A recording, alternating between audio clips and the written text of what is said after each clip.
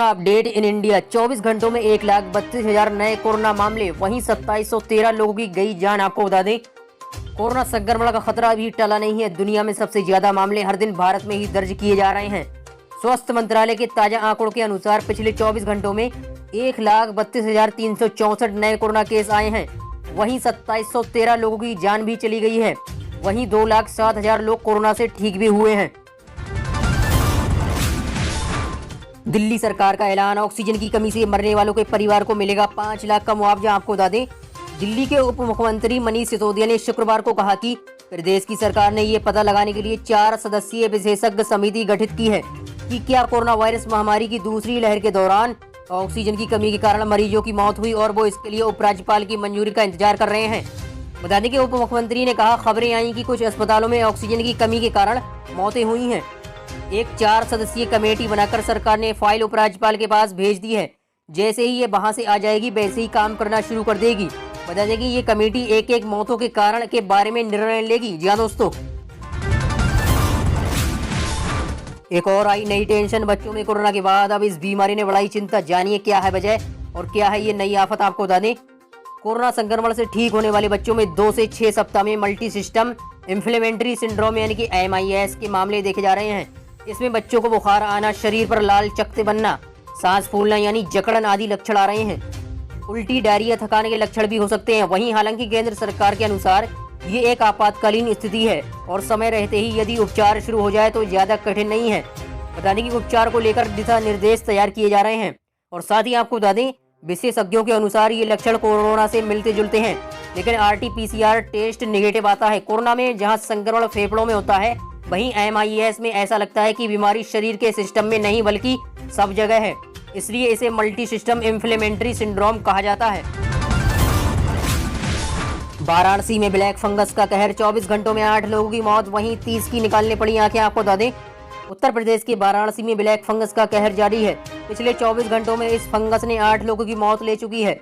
अब तक के आंकड़ों की बात करें, ब्लैक फंगस के कारण 32 मरीजों की जान जा चुकी है।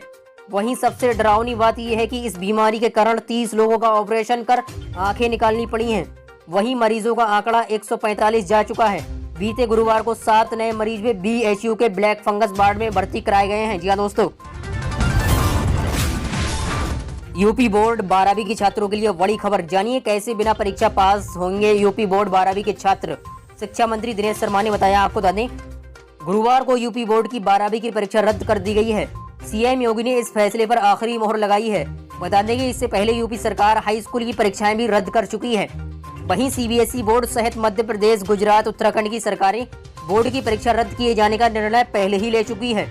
वहीं आपको बता दें, अगली कक्षा में कैसे प्रमोट किए जाएंगे स्टूडेंट। बता दें कि वहीं बोर्ड परीक्षा के निरस्त किए जाने को लेकर यूपी के deputy CM doctor Dinesh Sharma ने कहा कि ये फैसला छात्रों के हितों को देखते हुए लिया गया है।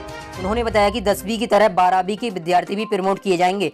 इस महत्वपूर्ण निर्णय से हाई स्कूल के 29,94,000 और इंटरमीडिएट के 26,10,000 स्टूडेंट लाभान्वित होंगे। बता दें कि कैसे बनाया जाएगा रिजल्ट। डिप्टी CM ने कहा कि 12वीं परीक्षा का रिजल्ट संबंधित परीक्षार्थियों के कक्षा 10 की बोर्ड परीक्षा और कक्षा 11 के वार्षिक परीक्षा के प्राप्तांकों के एवरेज के आधार पर तैयार किया जाएगा। उन्होंने कहा कि यदि कक्षा 11 के वार्षिक परीक्षा के प्राप्तांक उपलब्ध नहीं होंगे तो उस स्थिति में कक्षा 12 की प्री बोर्ड परीक्षा के प्राप्तांकों को लिया जाएगा। जी हाँ दोस्तों, वेदर अलर्ट। यूपी के इन जिलों में तेज हवा के साथ होगी झमाझम बारिश। जानिए कब आएगा मानसून। आपको बता दें, चक्रवात तूफान जाने के बाद भी यूपी में मौसम का मिजाज बदला नहीं है। शुक्रवार को राजधानी लखनऊ समेत यूपी के अन्य कई जिलों में मौसम बदला नजर आया। यहां हवाओं के बाद गरज चमक के साथ बारिश हुई। बता दें कि इससे मौसम सुहाना बना रहा, साथ ही लोगों को गर्मी से राहत मिली है। मौसम विभाग ने लखनऊ समेत 7 जिलों में बारिश और तेज हवाएं चलने की संभावना जताई थी। बता दें कि मौसम विभाग के मुताबिक यूपी में मानसून 21 या 22 जून को दस्तक देगा। कोरोना की तीसरी लहर से कैसे लड़ेगा प्रदेश। राज्य में नवजात बच्चों के लिए सिर्फ एक एम्बुलेंस, वहीं केवल 20 जिला अस्पतालों में ही है बच्चों का ICU। बता दें कि देश में कोरोना की दूसरी लहर ने बहुत तबाही मचाई है। अभी भी बहुत से राज्य ऐसे हैं जहां कोरोना के नए केस ज्यादा संख्या में सामने आ रहे हैं। ऐसे में अब विशेषज्ञ तीसरी लहर के आने की आशंका जता रहे हैं। विशेषज्ञ का कहना है कि कोरोना की तीसरी लहर से सबसे ज्यादा बच्चों को खतरा है। वहीं ऐसे में सवाल उठता है कि अगर तीसरी लहर आई तो मध्य प्रदेश उससे निपटने के लिए कितना तैयार है। बता दें कि दरअसल राज्य की स्वास्थ्य सुविधाओं की बात करें तो उसकी स्थिति कुछ खास नहीं है। प्रदेश में केवल 20 जिला अस्पतालों में बच्चों का आईसीयू है, जबकि इन सभी अस्पतालों में कुल मिलाकर महज एक एम्बुलेंस है। जी हाँ दोस्तों,